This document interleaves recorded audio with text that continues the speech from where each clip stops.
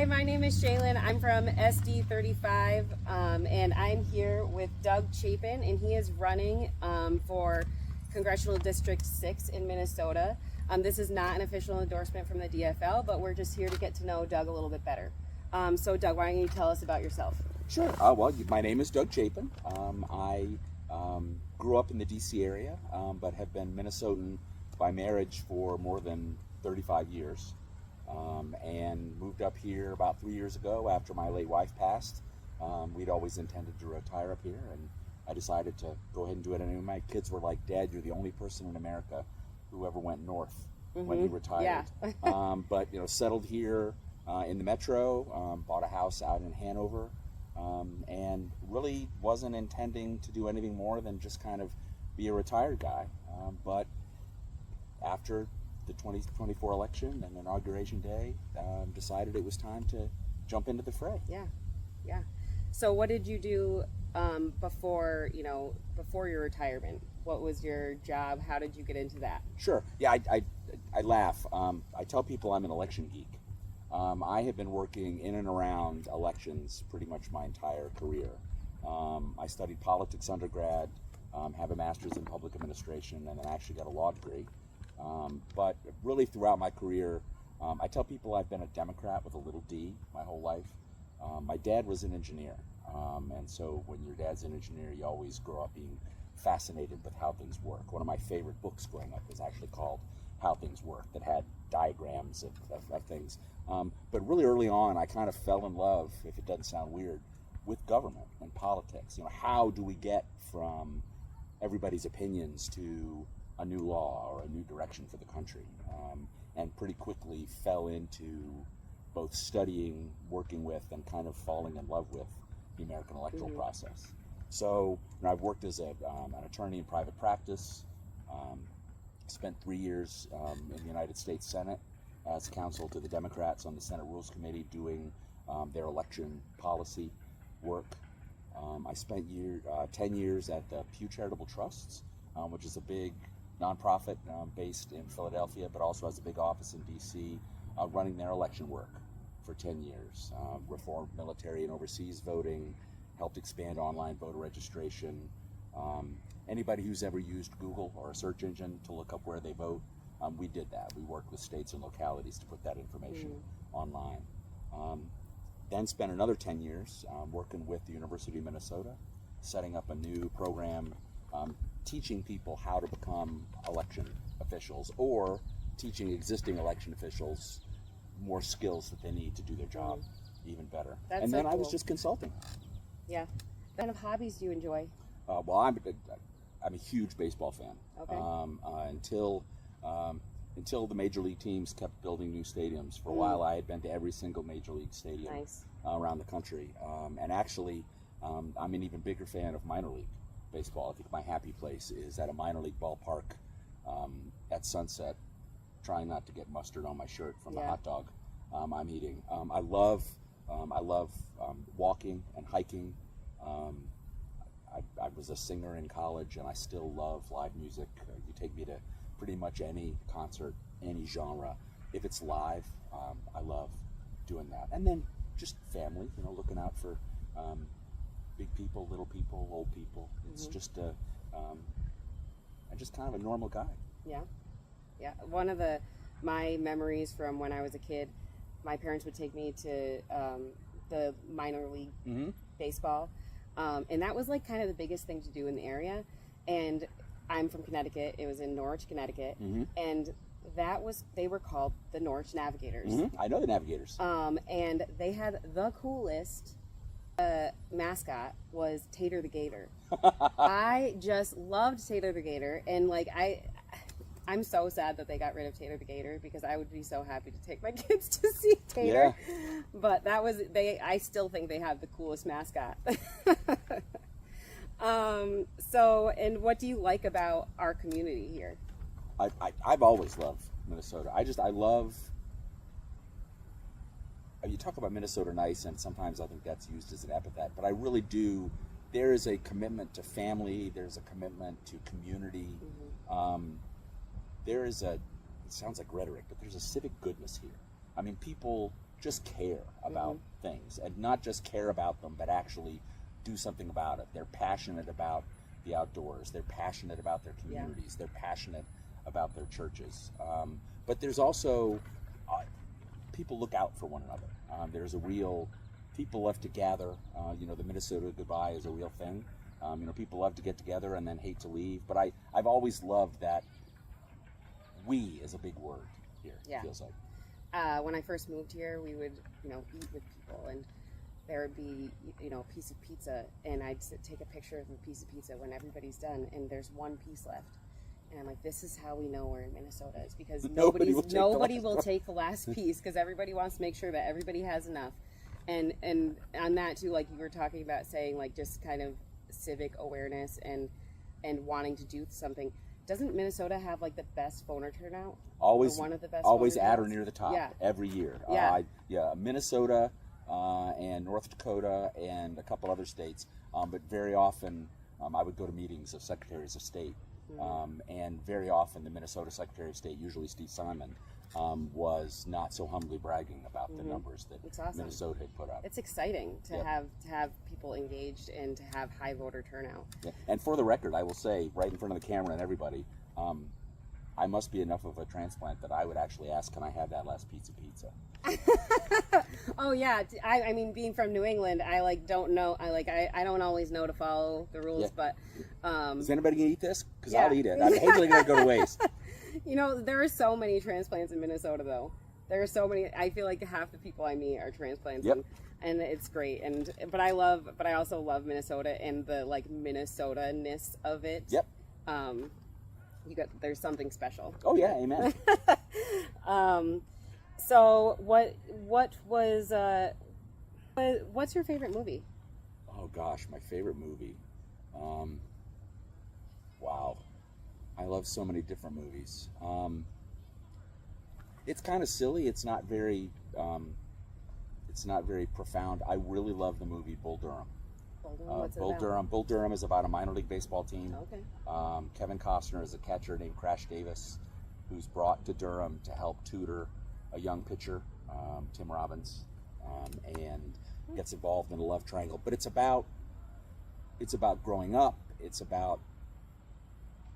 more baseball as a metaphor than it is baseball. It is crude. It's stupid in spots, but there's also a ton of really profound stuff. So often that's what sports movies are. They're about sports, but they're also about other things. We recently watched the movie Race. Have you seen that?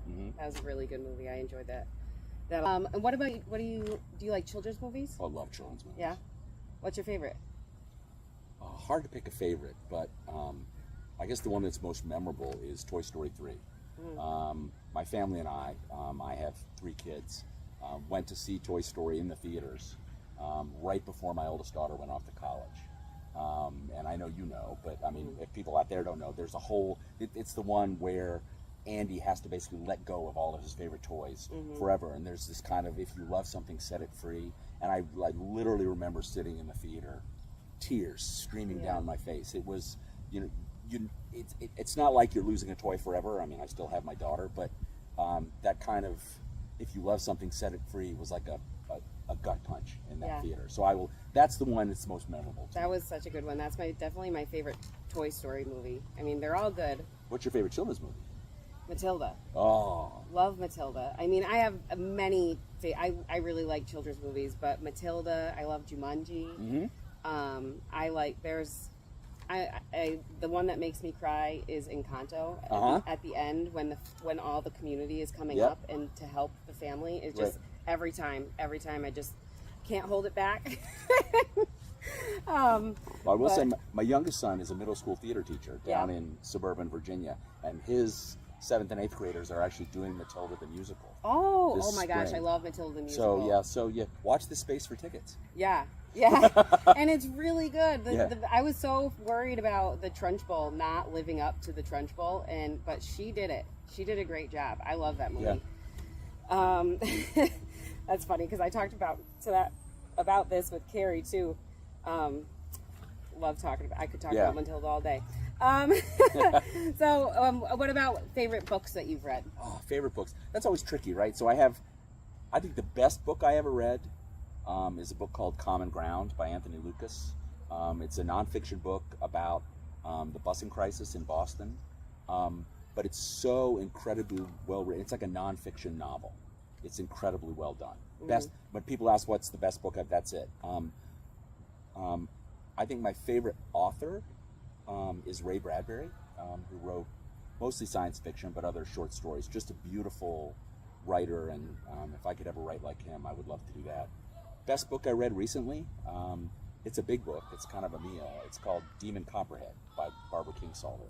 And it's a retelling of Dickens' David Copperfield set against modern-day Appalachia and the opioid crisis.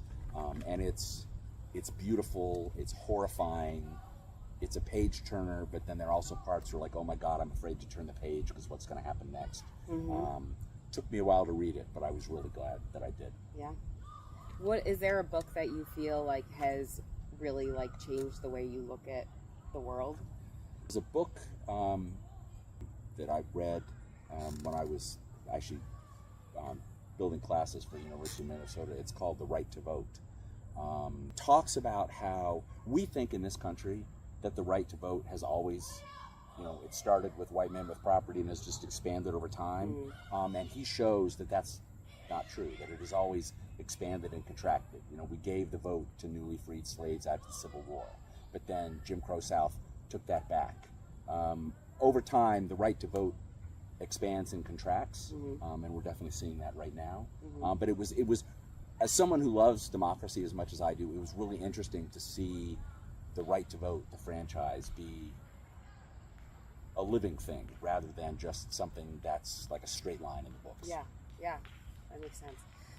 So we're coming up on the end of summer here. What is your favorite summertime activity? Oh, besides a baseball game and a hot dog. Maybe I'm just a man of a certain age. I love a good meal and a drink on a patio. Yeah. Minnesota's patio game is strong. Where I grew up in D.C., August was not patio weather. It was, please, for the love of God, let me sit inside. Yes. But yeah, love a patio by a lake. Doesn't even have to be an alcoholic beverage. Just get a good meal, nice view, breeze. I'm a big fan of patio season. It is nice. Do you have any plans for the rest of the summer besides knocking on people's doors and stuff? Mostly campaigning. My kids are coming up for the fair. Okay. For Labor Day weekend. When I moved up here, everybody's old enough that they want to do their own thing for Christmas. So we originally decided to do something for Thanksgiving. But last year the consensus was, Dad, it's too cold. So we're gonna do the fair. Tell them that things have changed. In the last 2 years, things have abruptly changed. Thank you, climate change. Yes. And the last year and the year before have been really mild. So, I guess it could all be different this year, but beyond that, as I've gotten here, I've enjoyed like the Apple House out at the Arboretum opens tomorrow. Okay. Love the Apple House. Does it have different types of apples? Has all different types of apples. Okay. Baking apples, eating apples. There's apple cider. It's right out there near the Arboretum in Victoria, I think. I'll have to look at that. Opens tomorrow. They've got stuff for kids. And then fall. Just in kind of being outside, enjoying the trails and what have you. So. Yeah. Is there an apple that you like the best? Ooh. I know that's a weird question, but when I went a couple years ago, I thought I would like the sweetest apple, and we bought a ton of the sweetest apples at this apple orchard, and then I tasted one that was like, it wasn't the sweetest apple, and it had some bitterness to it, but it was the best apple I'd ever had. Yeah. I freely admit there's so many that I hardly get the names. Yeah. Growing up, I've always loved Honeycrisp, but my Minnesotan friends are like, Honeycrisp. It's kind of like everybody's got Honeycrisp. Yeah. But there are, which is funny because it was made here. Yeah. But there are several eating apples. I like a really nice, crisp apple.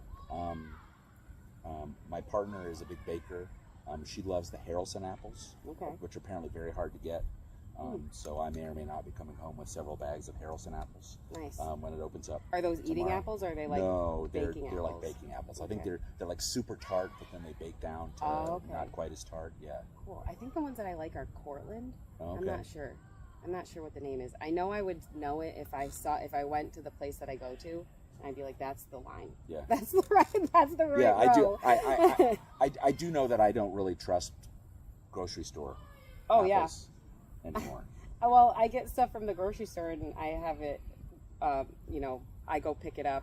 They like pack it for me, and I get a bag full of apples. Like I ordered 10 of one kind of apple, and I have a bag of assortment of apples. Yeah. They don't. They're all apples. They don't yep. know. Yeah, bag them all. Yeah. So I'm going to ask you some questions, and you're going to tell me which one you like the best. Oh gosh, this will be fun. Okay. Okay. I'm ready. Hot dog or hamburger? Hot dog, hands down. And ketchup or mustard? Mustard. What if you could have both? Just mustard. Just mustard. I love mustard too. Yeah, I'm not anti ketchup. I just on a hot dog I want mustard. Yeah. Winter or summer? Hard to say. It's a tough one, huh?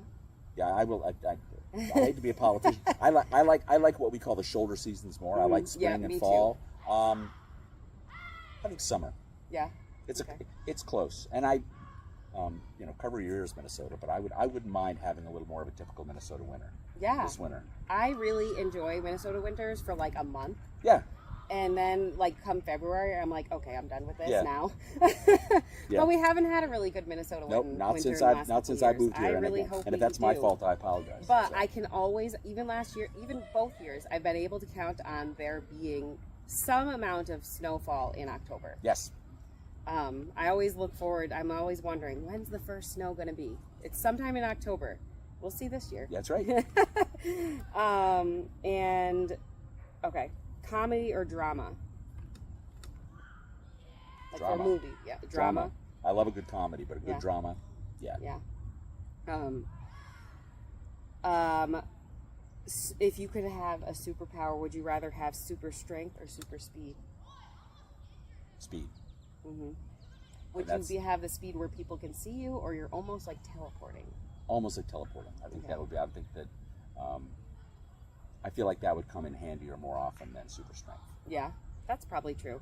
That's probably true because you go in places you want to get there quickly. Yeah. Yeah, it makes sense.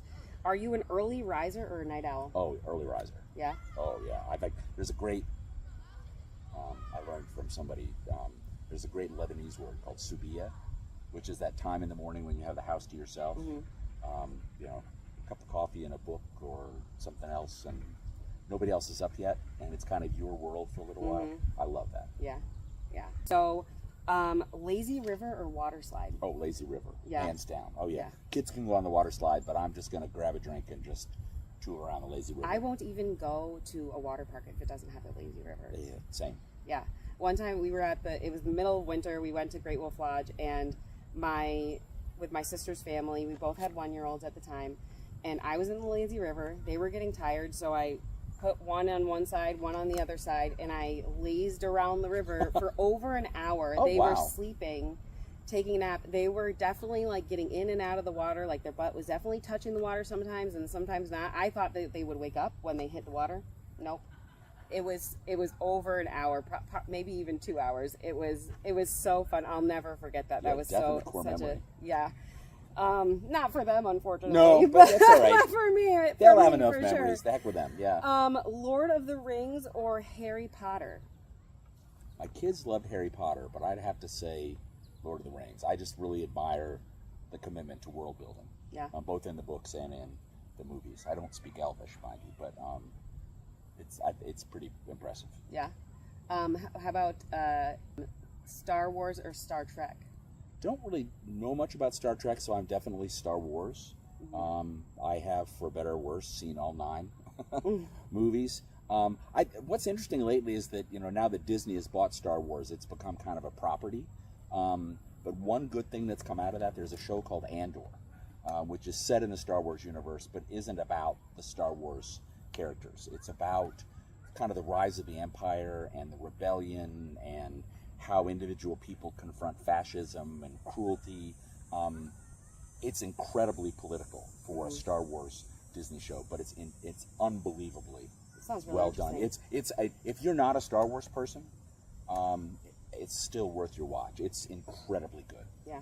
Okay, I'll definitely have to look into Yeah. it. That sounds right up my alley.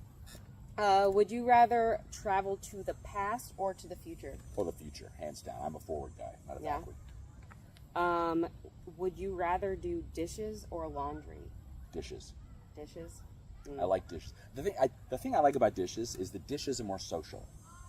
Is that I feel like usually when you're doing dishes, even if it's just after a family meal, sometimes somebody is standing there helping you dry, or they're just standing there. Laundry is not really a social activity. Laundry is much more of a, So yeah, I guess I like the dishes. Also, I love to eat, but I'm not a great cook, so I've sort of grown up learning that my contribution to the evening is to wash the dishes. Yeah, that makes sense.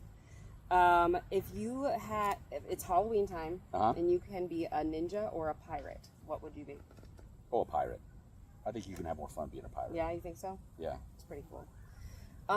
So that wraps up what I have, but is there anything else that you want the people to know about you? I guess one of the things that I've always prided myself on, and this isn't necessarily political, I just think it's important to show up.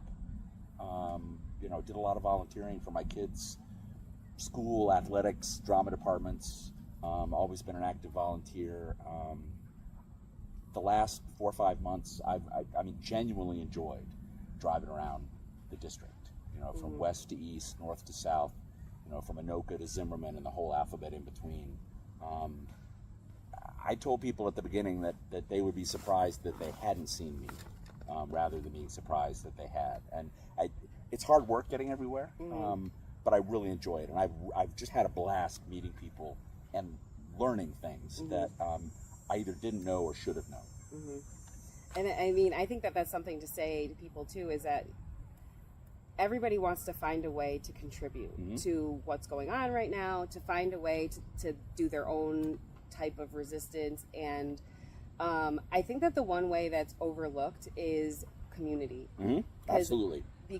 And that's one of the chapters on tyranny is like building your community, and being involved in organizations, but also being involved in just community activities and getting yourself out there, just showing up. Yep. And for me, it was getting involved with the DFL, and I encourage anybody who's interested in volunteering to, I feel like it seems scary, but I enjoy it so much. Yeah. I enjoy talking. They're great people. I enjoy it. You get to be creative. Like whatever skill you have, it can be used. Yeah.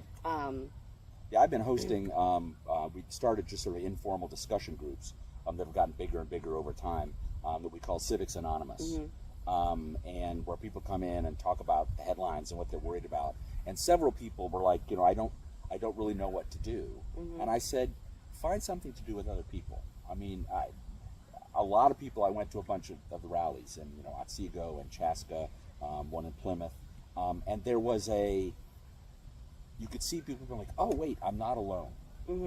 And it's not like those signs are going to change the world, right? But it's not so much about. I saw something the other day. It's not so much about changing the world as not letting the world change us. And by standing with other people, you have an opportunity to do that. So yeah, go find your community, go find your tribe, go find your people. Yeah, for sure. So that's all we have today with Doug. It was so nice meeting him and hanging out, and I hope that we get to do this again. I'd love to. And we'll see you next time. Bye.